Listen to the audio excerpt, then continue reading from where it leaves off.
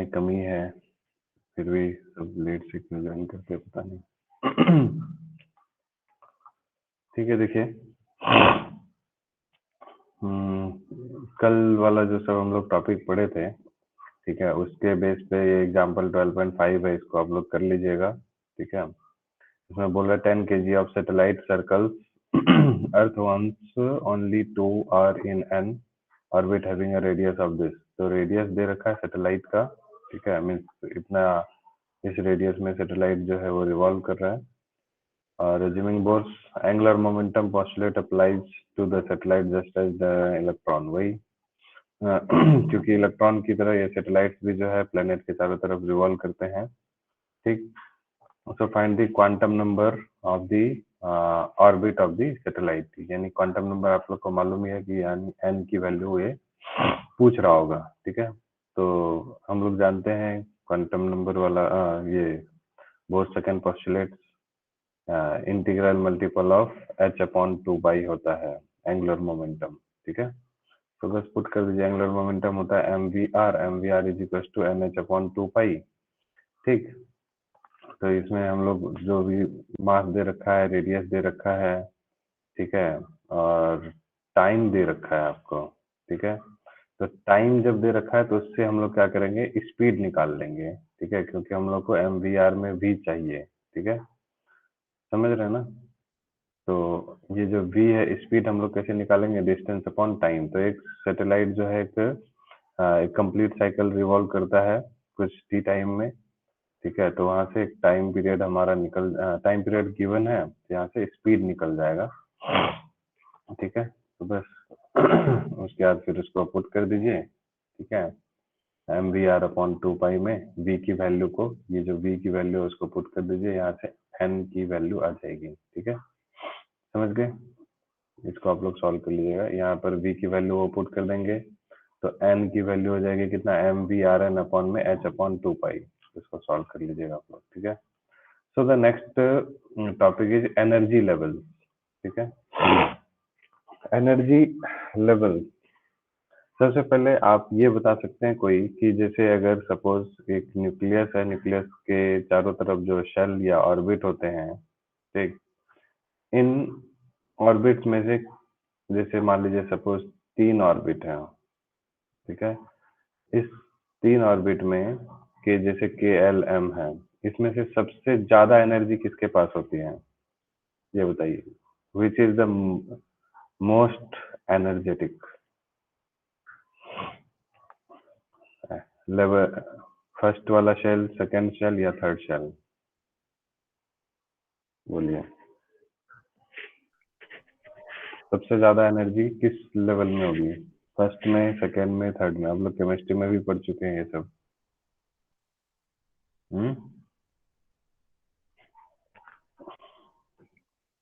अरे भूलिए, जैसे जैसे वो जो है के एल एम एन, जैसे जैसे इसका साइज बढ़ता चला जाता है, रेडियस बढ़ता चला जाता है, तो उसकी जो एनर्जी है वो बढ़ेगी या घटेगी? घटेगी। घटेगी। कैसे? कल हम लोग फॉर्मूला पढ़े थे एनर्जी का, सर ठीक है, जब इन्वर्सली सारी वैल्यू प्रोपोर्शनल होगा। पुट कर दिए थे, that is equal to -13.6 divided by n square. ठीक है, तो फर्स्ट वाले की जो एनर्जी है वो है E1, और सेकंड वाले की एनर्जी हो जाएगी E2, और ये हो जाएगा E1 अपॉन कितना, अगर मान लीजिए यहाँ पर फर्स्ट के लिए रखेंगे तो कितना आएगा बताइए, -13.6 इलेक्ट्रॉन वोल्ट। ठीक है, -13.6 इलेक्ट्रॉन वोल्ट होगा फर्स्ट के लिए, एन की जगह 1 रखेंगे। सेकंड के लिए एन की जगह यहाँ पर 2 रखेंगे तो कितना आ जाएगा, 4। तो -13.6 डिवाइडेड बाई 4 करेंगे, ठीक है, तो E1/4 हो जाएगा। तो ये कितना आएगा आपका, कितना आएगा लगभग 13.6 को 4 3 जा तो 3 पॉइंट समथिंग आएगा, दिस इज 3.4।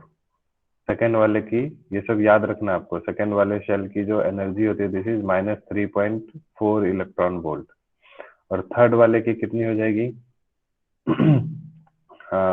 थर्ड वाले की तो ये कितना हो जाएगा, एन स्क्वायर है, एन की जगह 3 रखेंगे तो 9, तो -13.6 डिवाइडेड बाई 9, तो ये आ जाएगा आपका लगभग 1.5 के आसपास, -1.51 इलेक्ट्रॉन वोल्ट। ठीक है, तो आपको मैंने तीनों का एनर्जी भी बता दिया। तो अब बताइए सबसे ज्यादा एनर्जेटिक कौन है, सबसे ज्यादा किसकी एनर्जी है, फर्स्ट शेल की, सेकंड की, या थर्ड की? बोलिए जल्दी। सेकंड सेल का। Second shell? अरे दादा, थर्ड। सेकंड या तो फर्स्ट होगा या तो थर्ड होगा, सेकंड कैसे कोई बोल सकता है? सेकंड तो फर्स्ट में -13.6 है, सेकंड में -3.4 है, -1.51 है, किसकी एनर्जी सबसे ज्यादा है? थर्ड। Third shell. थर्ड की। थर्ड की। ठीक है, जैसे सिंपल सी बात है, ये बताइए अगर आपसे पूछे बताओ बच्चों -1 और -13 में कौन बड़ा है, बताइए। -1। कौन? -1 बड़ा है। ठीक है, तो थर्ड शेल की एनर्जी जो है ज्यादा होगी। ठीक है, ऐसे भी आप जानते हैं ना कि लोअर एनर्जी लेवल से ये जो है नीचे से ऊपर जब जाते हैं तो एनर्जी लेवल बढ़ता है। ठीक है, एनर्जी बढ़ती चली जाती है शेल्स की। ठीक है, क्लियर है? तो थर्ड शेल की जो एनर्जी होगी वो सबसे ज्यादा होगी। ठीक, चलिए, ये बात होगी। अच्छा, ये जो माइनस फर्स्ट वाले शेल की एनर्जी जो है -13.6 इलेक्ट्रॉन वोल्ट है, इसका कोई मीनिंग समझा सकता है? What do you mean by this -13.6 electron volt? अगर एक किसी भी शेल की, चलिए फर्स्ट शेल की एनर्जी जो है -13.6 इलेक्ट्रॉन वोल्ट है, इसका मतलब क्या है? इसका मतलब आप लोग बता सकते हैं कोई?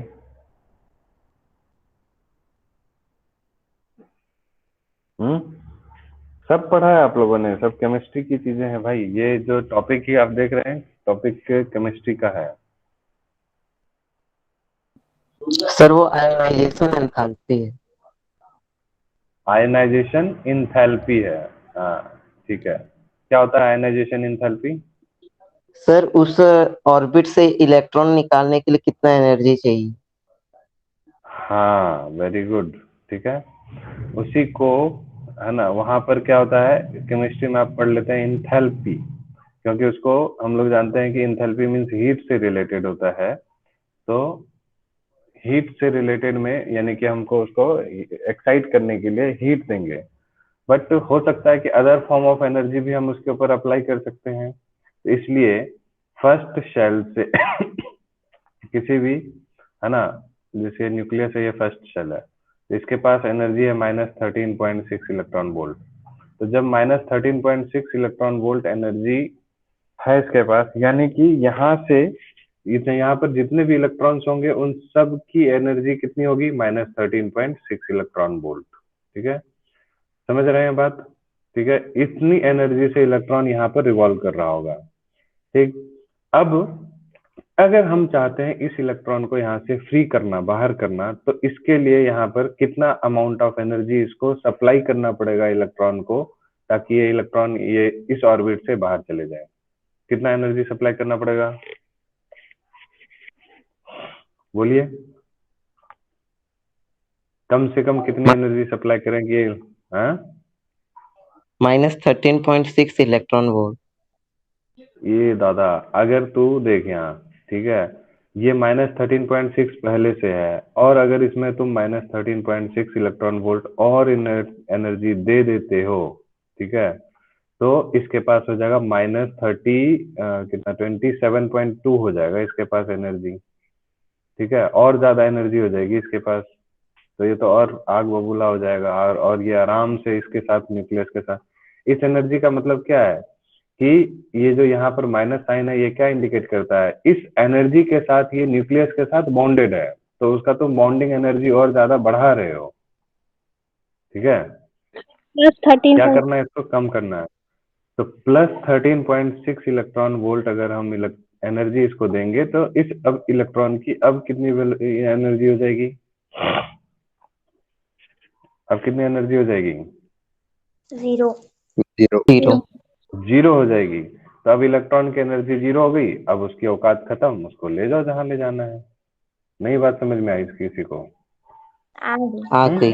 गई। तो the minimum energy required to free the electron from ground state, ये देखिए यहाँ लिखा भी होगा कहीं, हाँ, the minimum energy required to free the electron from the ground state यही n = 1 of the hydrogen atom is plus 13.6 and it is called ionization energy of hydrogen atom। ठीक है, ये बहुत इंपॉर्टेंट डेफिनेशन है। ठीक है, इंथैल्पी नहीं बोलेंगे, एनर्जी बोल सकते हैं वो भी, बट फिजिक्स में हम लोग उसको एनर्जी ही यूज करेंगे। ठीक है, आएगी बात समझ में? कोई दिक्कत किसी को? ठीक है, और ये भी याद रखना है, the energy of an atom is least. ठीक है, यानी कि largest negative value when the electron is revolving in orbit close to the nucleus, यानी n = 1। यानी n = 1 जो फर्स्ट वाले शेल में होगी तो फर्स्ट शेल की एनर्जी सबसे कम होगी, लीस्ट होगी, क्योंकि लार्जेस्ट नेगेटिव वैल्यू है। For n = 2, 3 ... absolute value of energy is smaller. ठीक है, एब्सोल्यूट वैल्यू स्मॉलर होगी लेकिन एक्चुअल में वो वैल्यू ज्यादा होती चली जाएगी n। ठीक है, the energy is progressively larger in outer orbits, जैसे जैसे ऊपर जाएगा एनर्जी ज्यादा होती जाएगी। The lowest state of the atom is called ground state. Lowest state यानी कि n = 1 is called ground state, is that lowest energy. ठीक है, ग्राउंड स्टेट में सबसे कम एनर्जी होती है। क्लियर हो गया? और जो स्मॉलेस्ट रेडियस होता है कल हम लोगों ने देखा था, that is called Bohr's radius. ठीक है, और इसको a0 से डिनोट करते हैं। ठीक है, यानी कि इस वाले फर्स्ट वाले की जो रेडियस होगी उसको हम लोग बोर रेडियस बोलते हैं। चलिए, at room temperature the most of the hydrogen atoms are in ground state. Room temperature पे सबको पता है ग्राउंड स्टेट में रहेगा, इलेक्ट्रॉन्स अपने आराम से घूमते फिरते रहते हैं। When hydrogen atom receives energy by process such as electron collision. अब समझ में आया आपको कि हम इंथैल्पी क्यों नहीं बोलेंगे? क्योंकि हम सिर्फ हीट ही देके उसको एक्साइट नहीं कर सकते हैं, और भी दूसरे तरीके हैं। कैसे? इलेक्ट्रॉन कोलिजन करा सकते हैं। इलेक्ट्रॉन कोलिजन से उसके अंदर में भी ऑटोमेटिकली हीट जनरेट होगा। ठीक है, एनर्जी उसकी बढ़ जाएगी या फोटॉन्स रिलीज होंगे, है ना? So by the process such as electron collision or any other process, we supply the energy to the electron. The atom may acquire sufficient energy to raise the electron to higher energy states. The atom is then said to be in excited state। Means simple सी बात है, अगर यहाँ पर electron को हम किसी भी अदर मीन्स से एनर्जी दें, ठीक है, एनर्जी देने से ये क्या करेगा, अपनी ऑर्बिट को छोड़कर हायर एनर्जी स्टेट्स में मूव कर जाएगा। ठीक है, और E2 आपको बताया मैंने अभी, E2 जो है वो -3.4 इलेक्ट्रॉन वोल्ट होगा, बिकॉज E1/4 इतना ही होता है। ठीक है, ये सब आपको याद रखना फटाफट से। ठीक, it means that the energy required to excite an electron in an atom to its first excited state is. ठीक है, देखिए ध्यान से समझिएगा इस बात को। ये है आपका न्यूक्लियस, ठीक, ये हो गया आपका फर्स्ट ऑर्बिट और ये है आपका सेकेंड ऑर्बिट।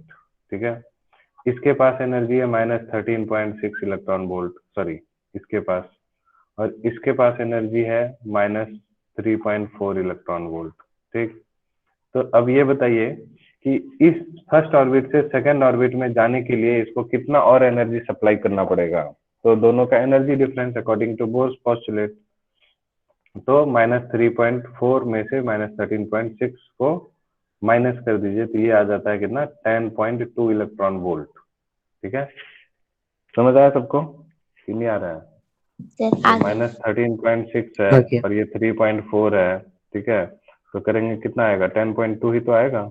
तो यानी कि 10.2 में ये माइनस में आ रहा है, लेकिन हमको उसको प्लस करना पड़ेगा इतना एनर्जी, ताकि वो, है ना, क्या बोलते हैं, 10.2 इलेक्ट्रॉन वोल्ट अगर हम लोग उसको एनर्जी देंगे तो वो इलेक्ट्रॉन जो है फर्स्ट ऑर्बिट से सेकंड ऑर्बिट में जंप कर जाएगा, ठीक है।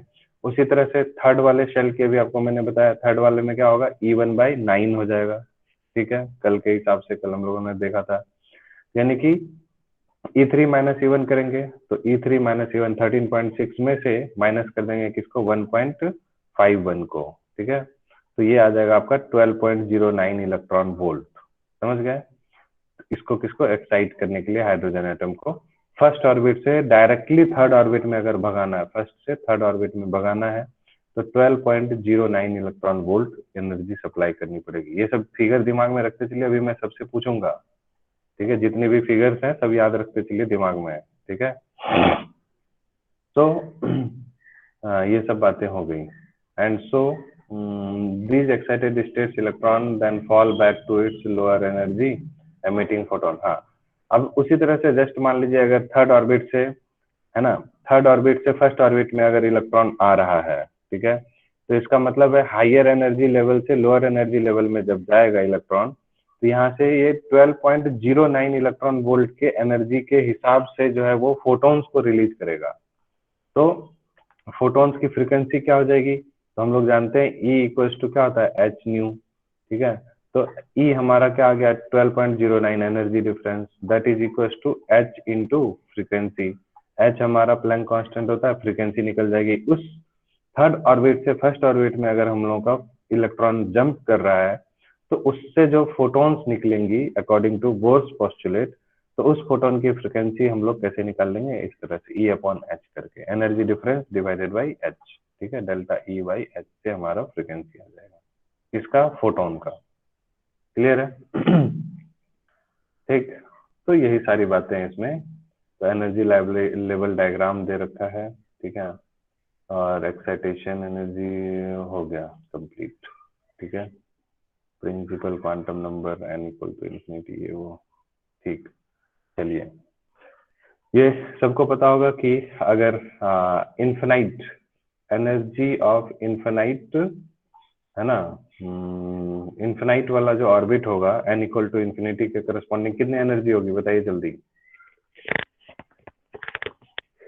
अरे, इन्फिनाइट वाला जो ऑर्बिट होगा उसकी एनर्जी कितनी होगी, जैसे ये है 1 2 3, तो अगर n इक्वल टू इन्फिनिटी के करस्पॉन्डिंग कितनी एनर्जी होगी, -13.6 डिवाइडेड बाई क्या करेंगे, कितना, n²। n कितना है यहाँ पे, infinity. Infinite. Infinity, something upon infinity कितना होता है, 0। 0। 0। तो इन्फिनाइट वाला जो ऑर्बिट होगा उसकी एनर्जी कितनी होगी, 0 होगी, दैट्स इट। 0 क्या, जूल या इलेक्ट्रॉन वोल्ट, इलेक्ट्रॉन वोल्ट, ठीक है। Electron volt. तो वही सब बातें यहाँ पर लिखी हुई है, and has an energy 0 electron volt, ठीक है। समझ आ गया सबको ये पूरा? चलिए जल्दी जल्दी बताइए। आंचल, आंचल, यस थर्ड ऑर्बिट में कितनी एनर्जी होती है, जल्दी बताइए, फास्ट, 2 सर, सेकंड के अंदर। -1.5 eV। 1.51 बोलना है पगली, ठीक है। दीपशिका जल्दी। Yes sir. सेकेंड ऑर्बिट से first orbit, sorry, first orbit से सेकेंड ऑर्बिट में जाने के लिए कितना एनर्जी देना पड़ेगा इलेक्ट्रॉन को, हर्षा, हर्षा, फर्स्ट ऑर्बिट से थर्ड ऑर्बिट में जाने के लिए कितनी एनर्जी देनी पड़ेगी, हर्षा, रीता, रीता चली गई, Rishabh, Rishabh, yes sir. First orbit से सेकंड ऑर्बिट में जाने के लिए कितना इलेक्ट्रॉन वोल्ट एनर्जी चाहिए, 10 eV। साक्षी, यस सर। साक्षी, फर्स्ट ऑर्बिट से थर्ड ऑर्बिट में जाने के लिए कितना एनर्जी चाहिए, 12.09 eV। गलत है, सही करो। मंशा, यस। चलो बताओ इसने, साक्षी ने क्या गलत बताया, सही है। अरे इलेक्ट्रॉन वोल्ट बोल देना था ना, सही हो जाता। ठीक है भाई, क्लियर हो गया सबको ये टॉपिक? अरे बोलो हाँ नहीं। Yes sir. यस। ठीक है। उसके बाद इसको आप लोग ड्रॉ कर लेंगे ना सब कोई? ये तो हमने कल बोल दिया था, कंफर्मेशन ऑफ बोर मॉडल, ये पढ़ा दिया हूँ मैं, ठीक है? आप लोग प्लीज ये वाला जो है ना डायग्राम ड्रॉ कर लीजिएगा, पेपर में आया भी है। इसको समझाना है कि समझ गए हैं सब कोई? छोड़ दूं इसको? एक बता देता हूँ चलिए। जो लाइमन सीरीज होता है उसमें है ना, फाइनल स्टेट कौन सा होता है? n equal to 1। और इनिशियल स्टेट क्या होता है? पहले 2 से 1 में आएगा, इनिशियल स्टेट है ये। फिर 3 जो है इनिशियल स्टेट है, फाइनल स्टेट 1। फिर 4 है इनिशियल स्टेट, फाइनल स्टेट 1। फिर 5, इसी तरह से। समझ गए ना? बाकी आप लोग कर लेंगे खुद। कि समझाना है? जल्दी बोलो हाँ नहीं। समझाओ सर। अच्छा ठीक है, ये सब केमिस्ट्री में भी पढ़ा है आप लोगों ने, फिर क्यों समझाना है पता नहीं। ठीक है, देखिए लाइमन वाले में है ना, हम लोगों ने पढ़ा था ना कि 1/λ, ठीक है, that is equal to r 1 है ना। लाइमन के लिए 1/1 का स्क्वायर माइनस 1/n का स्क्वायर, ठीक है। तो इसमें n हम लोग क्या रखेंगे? n इक्वल टू क्या होगा? 2, 3, 4, 5 सो ऑन, ठीक है। This is initial state and this is final state. तो फाइनल स्टेट तो 1 में आके फिक्स फाइनली गिरेगा ही गिरेगा। तो इनिशियल क्या होगा? 2 से पहले 1 में आया, ठीक है, ये स्पेक्ट्रम, हाइड्रोजन स्पेक्ट्रम, ठीक है। फिर 3 से 1 में आया, फिर 4 से 1 में आ रहा है, फिर 5 से 1 में आ रहा है, n इक्वल टू 5। ये इधर क्या है? एनर्जी लेवल है। आप देखिए यहाँ -13.6 electron volt, -3.4 electron volt, -1.51 electron volt और -0.85 इलेक्ट्रॉन वोल्ट, ठीक है। तो ये -1.5 है या 1.51 है? मैं ही गलत बोल रहा हूँ क्या? 1.51 आता है या 1.5 आता है? 1.51 आता है, ठीक तो है। तो और ये फोर्थ वाले का -0.85 इलेक्ट्रॉन वोल्ट एंड ये सो ऑन, इसी तरह से। और देखिए ये इन्फिनिटी वाले का एनर्जी कितना? 0 है, ठीक है। तो उसी तरह से बामर वाले में क्या होगा? फाइनल स्टेट 2 होगा और initial state 3, 4, 5, 6 and so on. तो 3 से 2 में, 4 से 2 में, 5 से 2 में, 6 से 2 में, 7 से 2 में एंड इन्फिनिटी से 2 में, ऐसे जाते जाएगा। पास्चन वाले में फाइनल स्टेट 3 आएगा और बाकी इसी तरह से 4 से 3, 5 से 3 कर लेंगे। अब कि अभी भी नहीं आया? आगे से हो जाएगा। ठीक है, तो इसको आप लोग कर लीजिएगा, ओके। उसके बाद फिर हम लोग थोड़ा सा बोर को इसके लिए नोबेल प्राइज मिला था, ठीक है, मैंने नहीं दिया था, टेंशन मत लो, 1922 में। ठीक, इसका 12.6 एग्जाम्पल आप लोग धीरे से ट्राई कीजिएगा, सिंपल सा है, कुछ मुश्किल नहीं है, ठीक है। वही रीडबर्ग फार्मूला वाला क्वेश्चन उसके ऊपर में बेस्ड है, ठीक है। फार्मूला सबसे, चलिए उसके बाद फिर आते हैं हम लोग de Broglie explanation of bourse second postulate of quantization, ठीक है। बोर मॉडल का हमने थर्ड पोस्टुलेट देख लिया, ठीक है, फर्स्ट पोस्टुलेट भी देख लिया, प्रूफ भी हो गया, कंफर्मेशन ऑफ बोर मॉडल हम लोगों ने कल देख लिया था, ठीक है। अब सेकंड पोस्टुलेट को हम लोग इस्तेमाल करते हैं, ठीक है, हम प्रूफ करते हैं, ठीक है, कि ये डी ब्रोगली जो था इन लोगों के काफी बाद जो है कुछ अपना योगदान देना चाह रहा था। ये सोच रहा था कि एटम के बारे में इन लोगों ने, रदरफोर्ड बोर्ड ने जो बोला है सही है गलत है, इसके बारे में बहुत कुछ सोचा समझा। फिर बाद में देखा नहीं, हमारी कुछ भी औकात नहीं है, उन लोगों ने जो बोला बिल्कुल सही बोला और उसी को कंफर्म करके दिखा दिया कि नहीं, बोर भैया जो थे बहुत बढ़िया थे, उन्होंने जो भी कहा बहुत ही शानदार कहा, ठीक है, और उसका प्रूफ भी करके दिखा दिया, लोग खुश हो गए, ठीक है। तो 10 years after the Bohr model was proposed, ठीक है, डी ब्रोगली ने बोर मॉडल के पजल को जो नहीं समझ में आ रहा था लोगों को, सेकंड पोस्टुलेट बड़ा अजीब सा था कि ये बोर ने क्या बोला कि ये जैसे न्यूक्लियस है, न्यूक्लियस का के चारों तरफ जो इलेक्ट्रॉन रिवॉल्व करेंगे उसका जो एंगुलर मोमेंटम होगा दैट इज इक्वल टू कितना?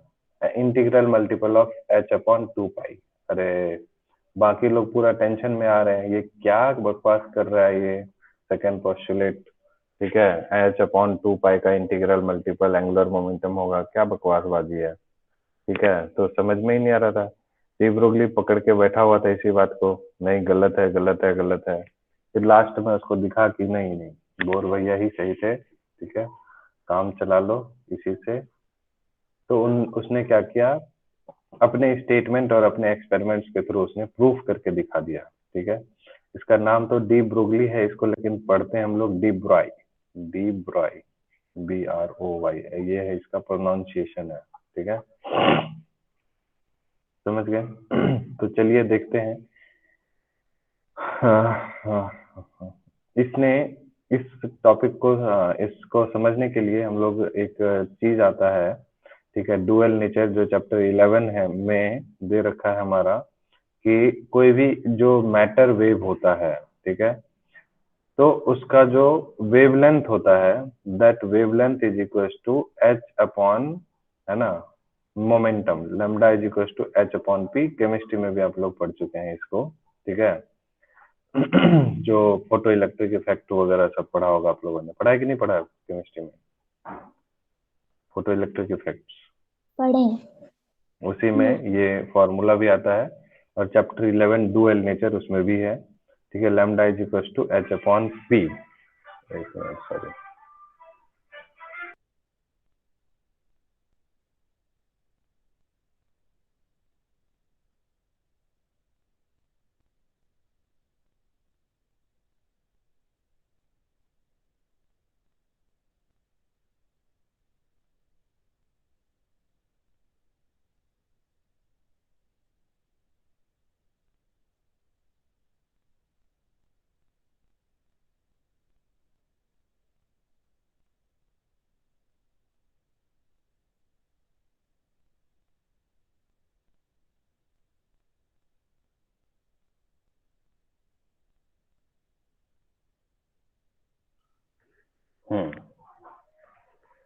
ठीक है, आवाज आ रही है। Yes sir. Yes sir.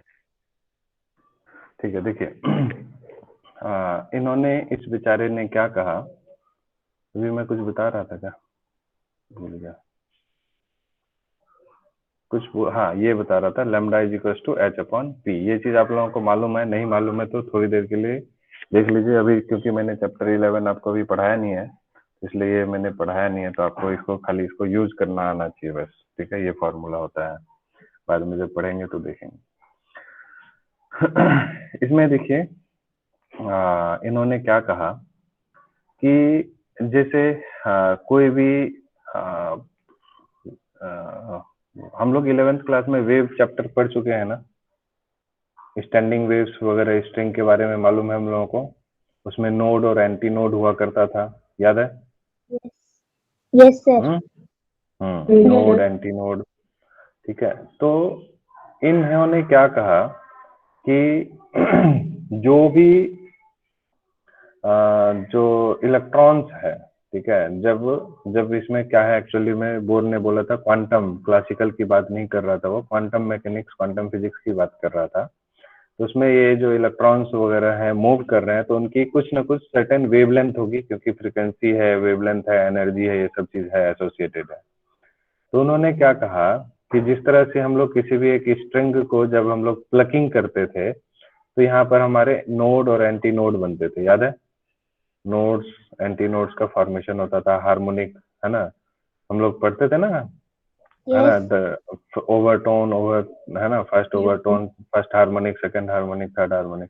तो ये हमारे कहलाते थे नोड्स और ये कहलाते थे एंटी नोड्स। ठीक है, तो इन्होंने क्या कहा कि जिस तरह से स्प्रिंग को हम लोग स्ट्रिंग को प्लग करते हैं, तो वहां पर स्टैंडिंग वेव्स का फॉर्मेशन होता था, ठीक है, और वहां पर नोड्स का फॉर्मेशन होता था। तो इन्होंने इसी तरह से ये बोला कि इलेक्ट्रॉन्स में, किसी भी ऑर्बिट में वही इलेक्ट्रॉन सरवाइव करेगा, ठीक है, जिसके पास, जिसके एंड्स में नोड्स का फॉर्मेशन होगा। ठीक है, मीन्स, ठीक है, जैसे सर्कुलर पाथ है, ठीक है। तो उन्होंने क्या कहा, ध्यान से देखिएगा, इस डायग्राम को आपको बनाना है, तो डायग्राम देखने में आपको अजीबोगरीब सा लग रहा होगा, कैसे बनाएंगे, पेपर में आता है 2-3 मार्क्स का, ये वो सेकंड पोस्टुलेट को प्रूव करने के लिए, ठीक है। तो देखिए यहाँ से हम लोग स्टार्ट करते हैं, ठीक है। ये इलेक्ट्रॉन ऐसे जब मूव कर रहा है, ठीक है, ये बना एक कंप्लीट वेवलेंथ हुआ, सॉरी जो बुक ने किया है उसी तरह से जहाँ से स्टार्ट किया वही कर लेते हैं हम लोग भी, ठीक है। यहाँ से स्टार्ट किया सपोज, तो देखिए एक वेव बन गया, एक कंप्लीट वेव हुआ ना कि नहीं हुआ। फिर यहाँ से 2, ये लैम्डा होता है ना, ये डिस्टेंस, अरे बोलो, Yes, sir. Yes, sir. अरे ये चीज आप लोगों को मालूम है ना, ये डिस्टेंस वेवलेंथ कहलाता है, कि नहीं मालूम है? अरे यार, ये डिस्टेंस वेवलेंथ है, ये मालूम है ना, ये यहाँ से यहाँ तक ये वेवलेंथ लैम्डा हुआ, ठीक है। तो ये हो गया Yes, sir. 2 लैम्डा। फिर ये देखिए बढ़ते जाइए, कितना हो गया 3 लैम्डा। फिर ये हो गया 4 लैम्डा। हुआ? Yes. हुआ या नहीं हुआ? ठीक है। अब ये क्या है, ये तो सिंगल वेव है, लेकिन हमने क्या देखा, स्टैंडिंग वेव होना चाहिए। स्टैंडिंग वेव स्टेशनरी वेव होता है, यानी कि ऐसे जैसे अभी ये वाला है, ऐसे है ना, स्प्रिंग को जैसे हम लोग प्लकिंग करते हैं, है ना, इस तरह से बनना चाहिए। तो इसको हम लोग ऐसे बंद कर देते हैं, ठीक है। एक वेव, 2 वेव, 3 वेव, 4 वेव। आई बात समझ में सबको? ठीक है। ये डायग्राम बनाना तो पहले समझ में आ गया सबको कि कैसे बनाना है। Yes. तो इस बेचारे ने क्या बोला, ठीक है, कि जो भी टोटल डिस्टेंस होगा, ठीक है, वो इंटीग्रल, मतलब जैसे सपोज ये सर्कुलर पाथ पे है, ठीक है, तो जो इलेक्ट्रॉन्स यहाँ पर जो डिस्टेंस ट्रेवल करेगा in the form of wave, वो हमेशा जो होगा इंटीग्रल नंबर ऑफ वेव के बराबर होगा, वेवलेंथ के बराबर होगा। मतलब देखिए ऐसा कोई भी इलेक्ट्रॉन एग्जिस्ट नहीं करेगा कि अगर किसी इलेक्ट्रॉन ने ऐसे गया, ऐसे गया, ऐसे गया, ऐसे गया और ऐसे रह गया, ठीक है। समझ रहे हैं बात मैं क्या बोलना चाह रहा हूँ? मीन्स ये पूरा जब तक इसको ऐसे कंप्लीट नहीं करेगा तब तक वो इलेक्ट्रॉन एग्जिस्ट नहीं करेगा। नहीं समझे बात को? हाँ, ऐसा नहीं पॉसिबल है कि इलेक्ट्रॉन जो है एक ऐसे गया, ठीक है, मीन्स ऐसे ट्रेवल किया, फिर ऐसे ट्रेवल किया और ऐसे हो जाएगा, ठीक है, ऐसा पॉसिबल, ऐसे इलेक्ट्रॉन्स जो है सरवाइव नहीं करेंगे, ठीक है। ऐसा कोई भी डिस्टेंस ट्रेवल नहीं कर सकता है कोई भी इलेक्ट्रॉन, ठीक है, तो वो इस एनर्जी लेवल में नहीं रहेगा। अब मैं और कैसे समझाऊं इसको? अरे मतलब वो जो है, जो भी यहाँ पर जो distance travel by the electron होगा वो कंप्लीट इंटीग्रल मल्टीपल होगा किसका? लैम्डा का। अभी भी समझ में नहीं आया? Distance travelled by the electrons will be integral multiple of lambda. या तो 1 लैम्डा होगा, जैसे यहाँ पर कितना है 4 लैम्डा होगा, या तो 3 लैम्डा हो सकता था, या तो 10 लैम्डा हो सकता था। ऐसा कभी नहीं होगा कि लैम्डा बाय 4 बन जाएगा, ठीक है, ऐसा नहीं होगा। Yes, lambda sir. बाय 3 हो जाएगा, ऐसा नहीं होगा। अब समझ में आया कि नहीं आया? आ गया. आगे ठीक है। हाँ, तो अब ये डिस्टेंस जो होगा ट्रेवल करेगा, ये जो इलेक्ट्रॉन वो कितना डिस्टेंस ट्रेवल करेगा? सर्कुलर पाथ है, ये मान लीजिए रेडियस है, इसकी रेडियस nth ऑर्बिट है, तो ये डिस्टेंस कितना हो जाएगा पूरा? ये डिस्टेंस कितना होता है? कितना होता है ये distance?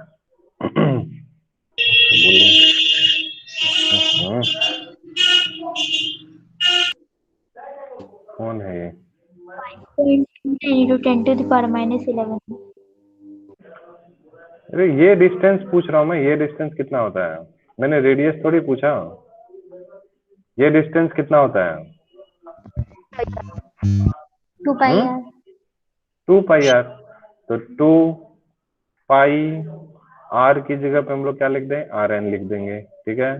That is equal to n, और लैम्डा अभी आपको मैंने बताया दिस इज एच अपॉन में पी, ठीक है, ठीक है। Lambda is equal to h upon p, ठीक।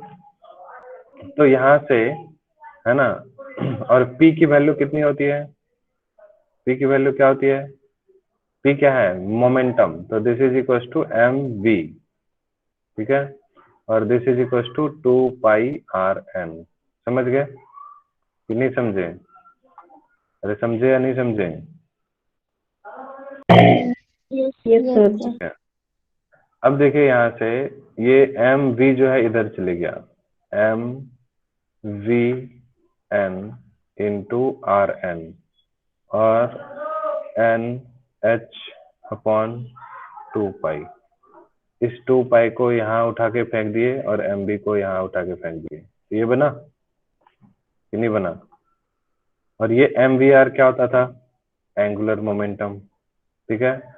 और this is equal to n h upon 2 pi. हो गया बोर्ड सेकंड पोस्टुलेट प्रूफ कि नहीं हुआ? बोलिए। यही होता था ना बोर्ड्स का second postulate, angular momentum in second orbit is equal to integral multiple of h upon 2 pi. Clear है कि नहीं है? Yes, sir. Yes. Yes sir. ठीक है, तो यही था de Broglie explanation of Bohr second postulate. ठीक, यही सब बातें यहाँ पर लिखी हुई है, ठीक है। इसको आप लोग जो है अपने तरीके से हैंडल कर लीजिएगा। और इसके बारे में 2-3 पॉइंट्स हैं यहाँ पर। बोर, इसके कुछ लिमिटेशंस हैं बोर मॉडल के। पहला, it is applicable to hydrogenic atoms, ठीक है। It can not be extended even mere to 2 electron atoms such as helium. सिर्फ हाइड्रोजन के लिए ही इन्होंने ये जो है बनाया था सारा चीज, हीलियम के लिए भी पॉसिबल नहीं है, लेकिन He+ के लिए है, Li++ के लिए है, ठीक है। उसके बाद फिर हो गया, और फिर Bohr formula, Bohr model involves electrical, हाँ, क्योंकि ये जो बोर मॉडल में वो electrical force between the positively charge nucleus and electron था, ठीक है। ये जो था Fe is equal to FC, है ना। तो इलेक्ट्रॉन और क्या न्यूक्लियस के बीच के फोर्स ऑफ अट्रैक्शन की बात कर रहा था, but it does not include the electrical force between the electrons. Electron के बीच में भी तो कुछ ना कुछ फोर्स लगता होगा, तो इसके बारे में बेचारे ने, बोर ने अभी तक कुछ कहा नहीं, ठीक है। और वो तो चले गए, अब और बाकी साइंटिस्ट लोग इसके बारे में लगे हुए हैं। सिर्फ इस दोनों के बीच में फोर्स ऑफ अट्रैक्शन लग रहा है, इसके बीच में भी तो कुछ ना कुछ फोर्स लग रहा होगा, इसके बारे में कोई चर्चा नहीं की थी बोर भैया ने। तो यहाँ पर भी इसकी एक लिमिटेशन है, ठीक है, which necessarily appear in the multi electron atoms, ठीक।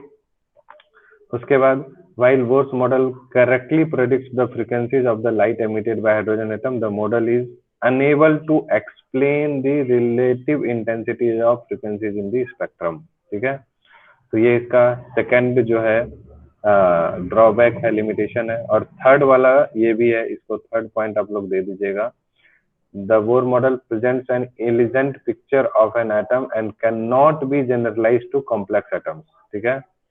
मतलब इसको आप थर्ड पॉइंट बोलिए या उन दोनों का समरी बोलिए, ये सिर्फ एक आध एटम के लिए है, कॉम्प्लेक्स एटम्स के लिए ये इसका जो है बोर मॉडल एप्लीकेबल नहीं है, ठीक है। यही बात थी। तो इस तरह से ये चैप्टर जो है आपका फिनिश होता है, ठीक।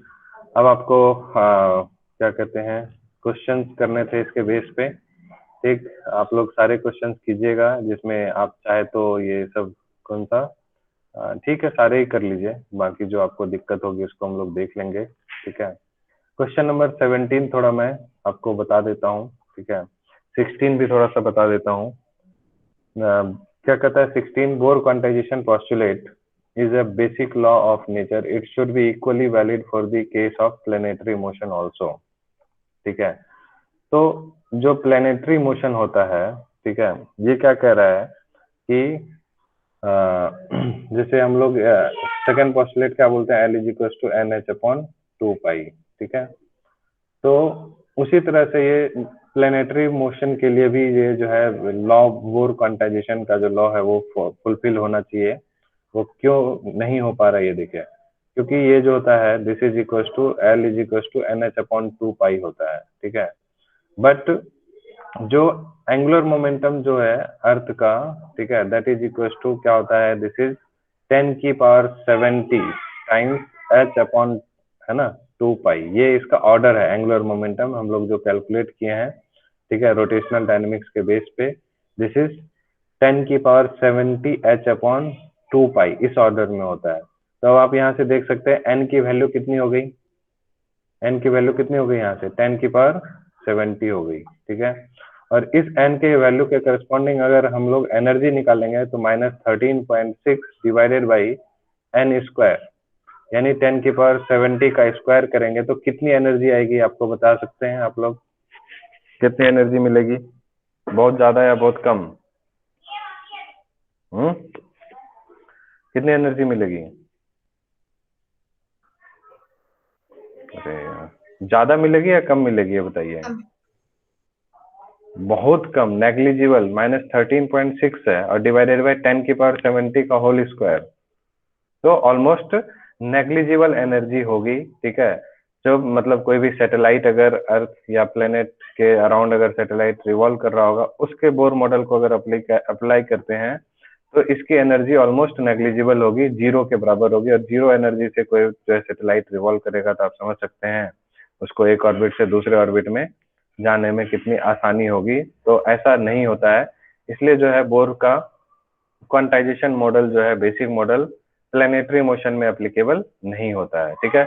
ये आपको ऑलरेडी याद रखना है कि ये जो 10⁻70 h जो है ये ऑर्डर होता है, ये आपको दिमाग में रखना है। और ये क्वेश्चन जनरली नहीं पूछा जाता है। अब आप अगर सॉल्व करते हैं तो आपको ये क्वेश्चन डाउट में आता है, बाकी सारे क्वेश्चन इजी हैं, आपको डाउट नहीं आएगा, ठीक है। ये थोड़ा सा उस टाइप का था इसलिए मैंने बता दिया। और क्वेश्चन नंबर 17 भी थोड़ा सा टफ है, इसको भी जल्दी जल्दी हम लोग देख लेते हैं, ठीक है। Bohr's radius and ground state energy of a muonic hydrogen atom in which a negatively charged muon is of about इतना, ठीक है।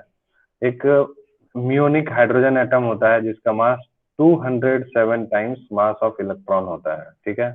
तो आपसे पूछ रहा है कि फर्स्ट बोर रेडियस उसका निकालना है, जैसे है ना, दूसरा कोई भी एलिमेंट है उसका फर्स्ट बोर रेडियस निकालना है, ठीक है। तो कैसे हम लोग करेंगे? रेडियस का फॉर्मूला आप लोगों में से किसी को याद है तो बोलिए, कल मैंने आप लोगों को बताया था, जल्दी जल्दी कोई बोलिए फटाफट।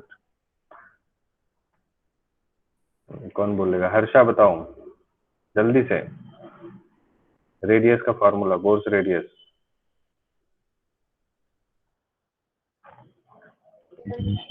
देखिए रेडियस का ये फॉर्मूला याद है सबको?